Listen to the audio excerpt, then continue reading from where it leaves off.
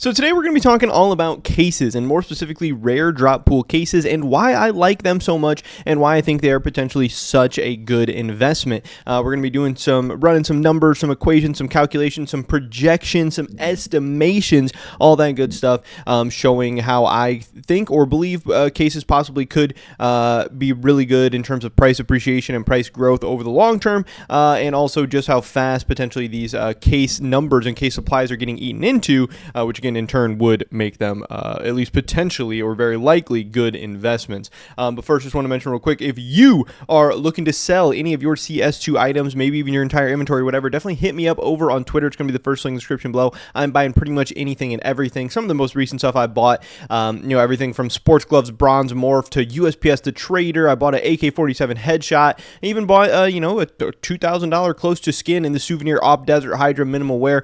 I'm buying all kinds of stuff. So if you're looking to turn your skins into cold hard cash or crypto or any other payment method, definitely hit me up. We can probably get a deal done.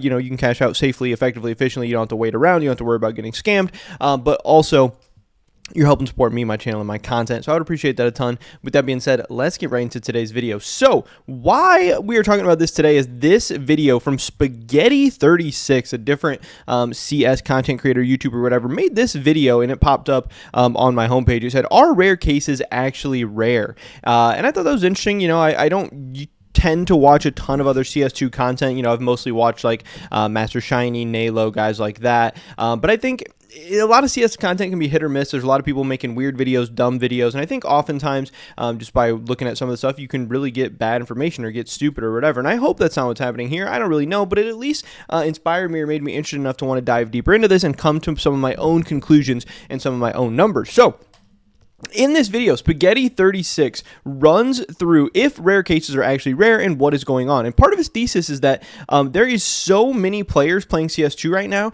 Around 100 or around a million average players per day, around 1.5, 1.6 peak million players on any given day in a month. Like each month, the highest is going to be around 1.5, 1.6. Lately, it has been very, very crazy. So he's saying cases are getting dropped all the time. And even though a lot more players means a lot more players opening cases, it also means a lot more cases dropping too, throwing stuff like bot farms and everything like that. And are rare cases even that good right now? And I think this is an interesting question because we've seen, over the past month, we have stuff like the Prisma 2 cases down a little bit. We have the glove cases pretty much flat. We have the revolver case pretty much flat. We have the clutch case pretty much flat. So even though, people have been playing the game more and more and more, we haven't really seen cases increasing. So are cases really being eaten into? Are cases even that rare? What the heck is going on here?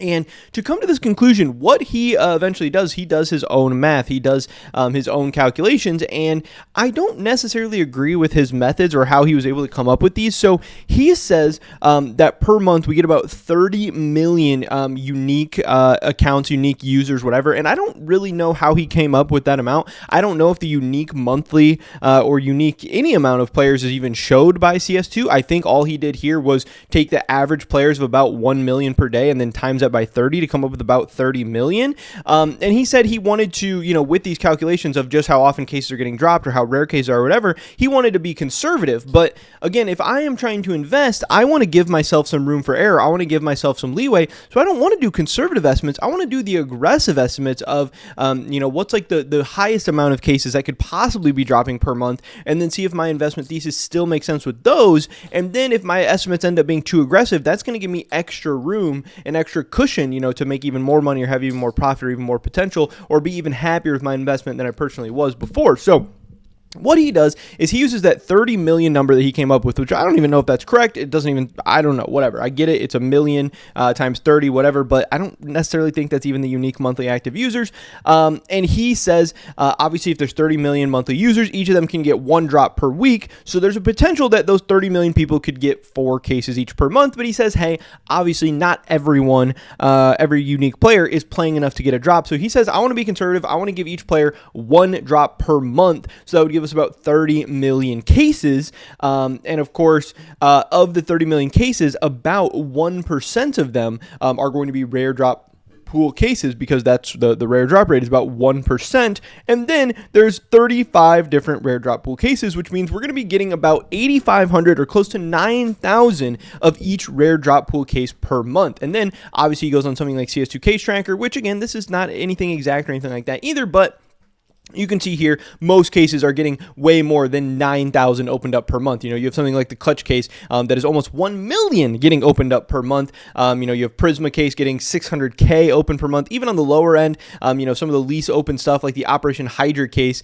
you can see right here is getting 20,000, I believe, opened per month. So that would still be getting eaten into the supply. You have the Esports 2014 Summer case, which is getting 13,000 opened. You have CS2 Weapon Case 1, 17,000. Esports 2013 case, this number is so small it won't even let me hover it, but yeah, you can see there that even on the lower end, most stuff is getting opened at least 10,000 per month, at least according to CS2 Case Tracker, which isn't going to be exact. There's going to be some private accounts that mess up the numbers. I'm sure there's going to be some ways that the numbers are skewed on the high end and the lower end. I don't really know for sure, but again, he is saying that, hey, this is why cases are so good.